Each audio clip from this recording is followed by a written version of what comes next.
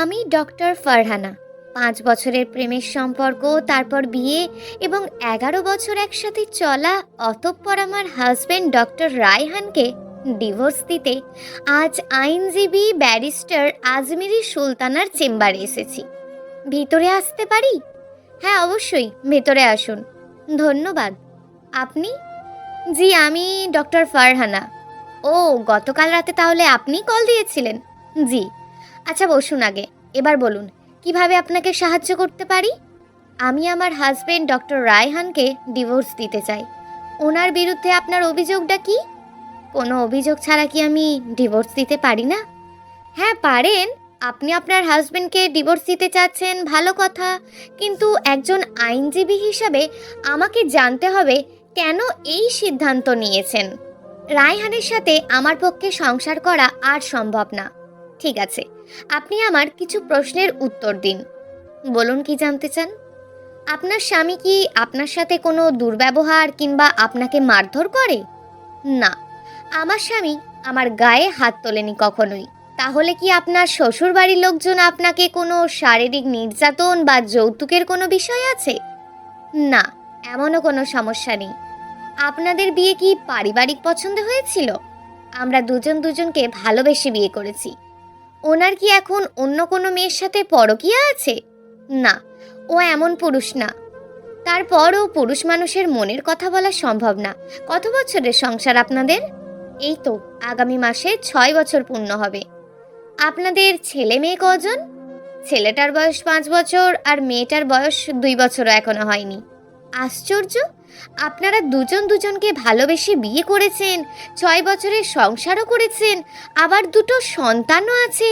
তাহলে এত বছর পর কি এমন ঘটলো যে আপনি আপনার হাজবেন্ডকে ডিভোর্স দিতে চাইছেন? শুনুন তাহলে, এইচএসসি পাশের পর আমি একটা সরকারি মেডিকেল কলেজে চান্স পাই। সেইখানেই রায়হানের সাথে আমার প্রথম পরিচয়। আমরা দুজনেই ব্যাচমেট ছিলাম, দুজনেই খুব ভালো স্টুডেন্ট ছিলাম।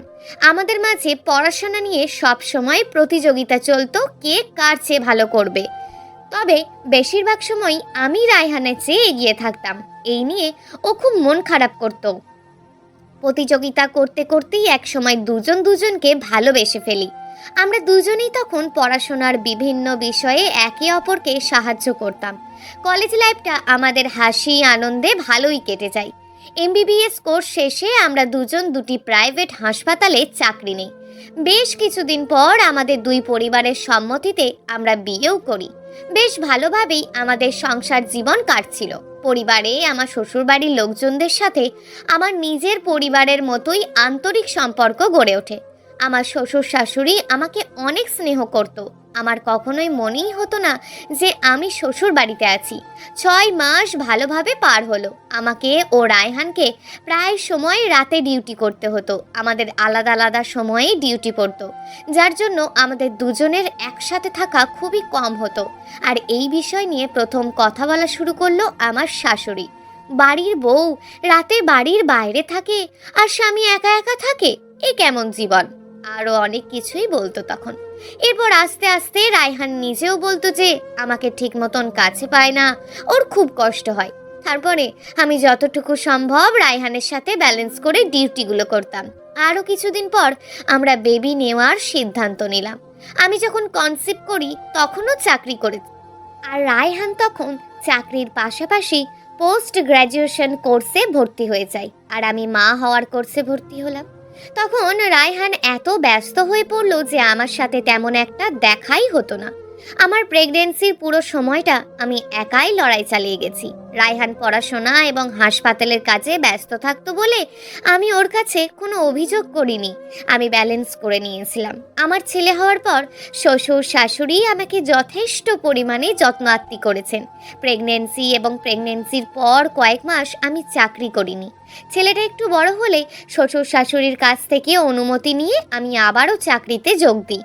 আমার ছেলের বয়স যখন ১ বছর হলো তখন আমি রায়হানকে বলি যে আমিও পোস্ট গ্র্যাজুয়েশন করব।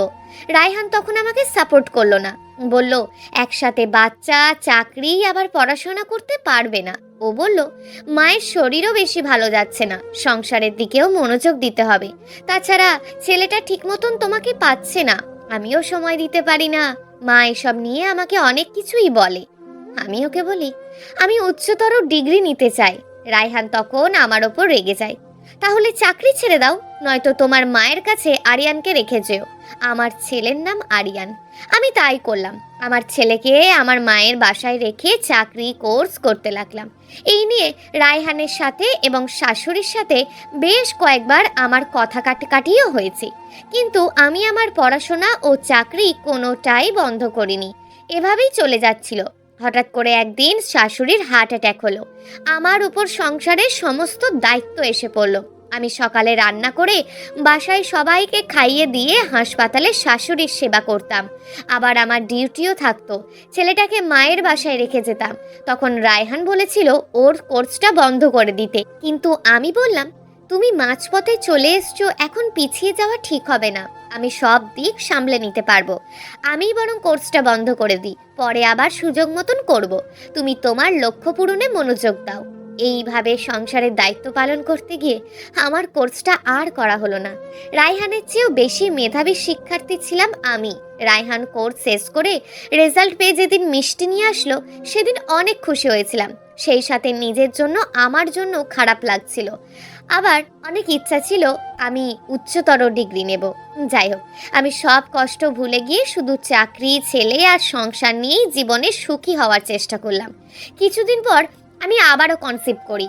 আর এবার রায়হান আবারও উচ্চতর ডিগ্রি করতে আয়ারল্যান্ডে সুযোগ পেল।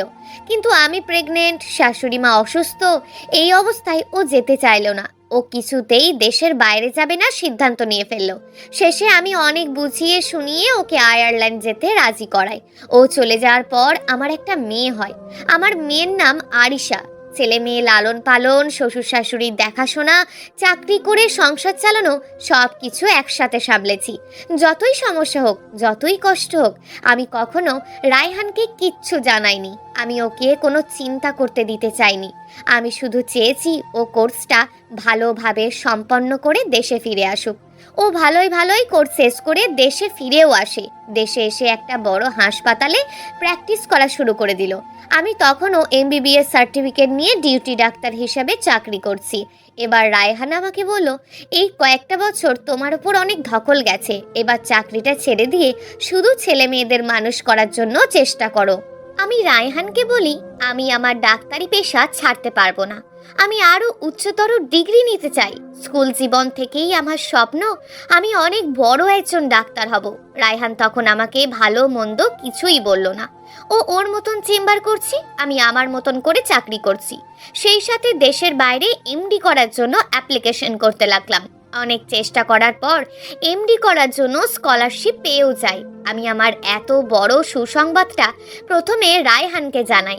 ভেবেছিলাম রায়হান জেনে খুশি হবে, কিন্তু না, রায়হানের মুখ কালো হয়ে গেল। রায়হান বলল, ছেলে মেয়েদেরকে মানুষ কে করবে? সংসার, মা বাবা, ওনাদেরকে কে দেখাশোনা করবে? তুমি কোথাও যেতে পারবে না, আর তোমার চাকরি করারও দরকার নেই। আমি প্রতিবাদ করি, এ তুমি কি বলছো রায়হান? আমি সব কিছু ছেড়ে দেব? হ্যাঁ, তুমি সংসার আর ছেলে মেয়েদের দেখাশোনা করো। তোমার আর চাকরি বা পড়াশোনা করার প্রয়োজন নেই। রায়হান, আমি ছোটবেলা থেকে একজন বড় ডাক্তার হওয়ার স্বপ্ন দেখেছি। এই জন্য আমি অনেক পড়াশোনা করতে চাই। তুমি পারবে না। আমি পারবো না? তুমি ভুলে গেছো যে তোমার চেয়ে ভালো স্টুডেন্ট আমি ছিলাম। আমি এমডি করবই। তুমি যেহেতু কোনো কথাই আমার শুনবে না, তাহলে তুমি দেশেই করো। আমার ইচ্ছে আমি দেশের বাইরে করব। না, তুমি করতে পারবে না। 100 বার করব। তুমি কিন্তু জেদ করছো ফারহানা। হ্যাঁ, আমি আমার স্বপ্ন পূরণের জন্যই জেদ করছি। রায়হানের সাথে আমার অনেক ঝগড়া হয়।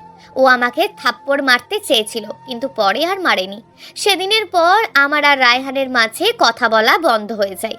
আমি কি করব কিছুই বুঝতে পারছিলাম না। একদিকে ছেলে মেয়ে, সংসার, আর আরেকদিকে আমার ছোটবেলা থেকে লালন করার স্বপ্ন। আমি কিভাবে দুটোই কুল বাঁচাবো বুঝতে পারছিলাম না। আরও কিছুদিন পার হয়ে যায়। আমি রায়হানকে বললাম, আমি কি করব? আমি তো যা বলার বলে দিয়েছি, কিন্তু আমি তো বিদেশ যেতে চাই। তাহলে একেবারে আমাকে ছেড়ে দিয়ে চলে যাও। কি বলতে চাচ্ছ তুমি? যদি তোমাকে বিদেশ যেতেই হয়, তবে আমি তোমাকে ডিভোর্স দেব। তোমার সাথে আমার আর কোনো সম্পর্ক থাকবে না। আমার সন্তানদেরও তোমার সাথে কোনো সম্পর্ক থাকবে না। তোমার সন্তান মানে? ওরা আমার সন্তান। আমি যখন এই 6টা বছর একা একা ওদের বড় করেছি, কোথায় ছিলে তুমি? তুমি বাবা হয়ে কোন দায়িত্বটা পালন করেছো?